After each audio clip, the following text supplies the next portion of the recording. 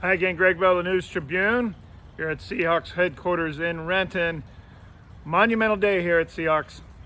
Team chair Jody Allen decided to fire Pete Carroll. That's basically what happened. The team statement saying was an amicable agreement to move forward, but Pete Carroll made it clear he wanted to stay on as coach. He said he fought to stay on as coach, to present in an end of season meeting with Allen his vision for the future, what team needed to do to improve for 2024 and beyond. It was the same type of meeting he's had every other postseason of his 14 years here as Seahawks coach.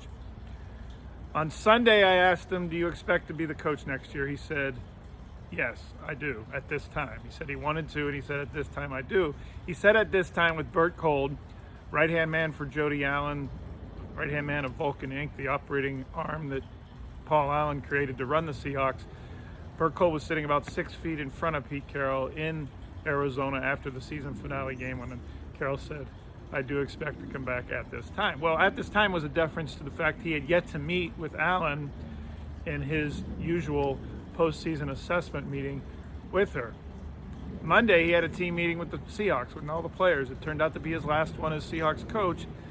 And he said he talked and shared a lot of personal things. And he said he did that while thinking he was going to be their coach for next year. It wasn't like there was this big goodbye and him feeling that his exit was imminent. He said he spoke Monday to the team thinking that he was still going to be the coach for next season. What changed after that is he met with Allen between Monday and Wednesday morning. And Jody Allen and Bert Kolde decided that the future was not with Pete Carroll at 72 years old in 14 seasons, and that the best coach in Seahawks history, the one that had 11 winning seasons in 14 years, their only Super Bowl championship, 137 wins, the most in team history, was no longer the best man to go forward. And why did they think that?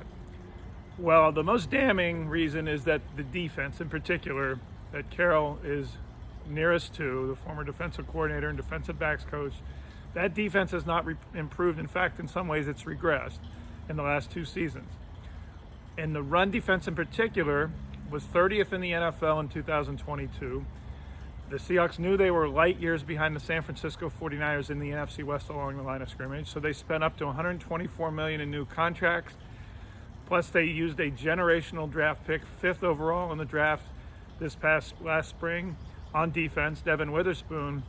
Yet their defense finished 30th in the NFL again against the run in 2023. The reason they aren't in the playoffs this week is because the Pittsburgh Steelers ran for 202 yards on 46 carries on New Year's Eve to basically eliminate the Seahawks from the playoffs, and that became official on Sunday when Green Bay beat Chicago while Seattle was beating Arizona. So for all they've done in 11 months to improve and close the gap on the 49ers, the gap that was here at the end of 2022 is here at the end of 2023.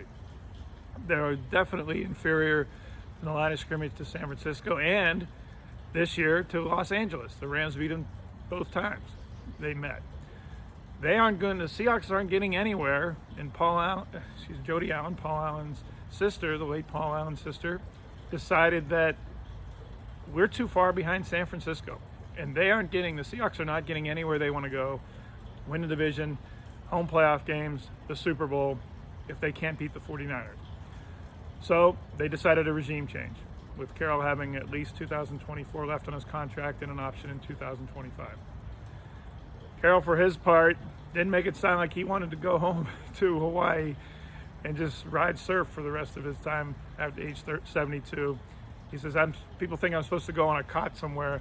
That ain't happening.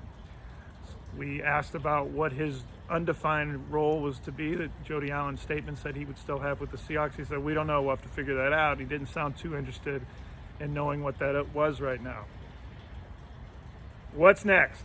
Well, Dan Quinn comes to mind to most people because of his history with Carroll and the Seahawks, defensive coordinator in 2013 and 14 for their Super Bowl teams.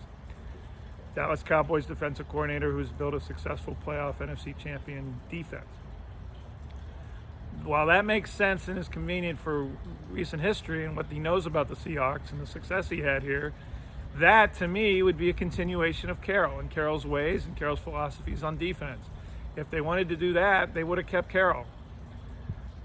Jim Harbaugh there's a lot of people, when I was in Houston for the national championship, there are a lot of Michigan people that are nervous about the fact Harbaugh has not signed a standing offer of 10 years at $12.5 million per year with Michigan. His buyout with Michigan tomorrow, Thursday, goes from $2.25 million to just $1.5 million.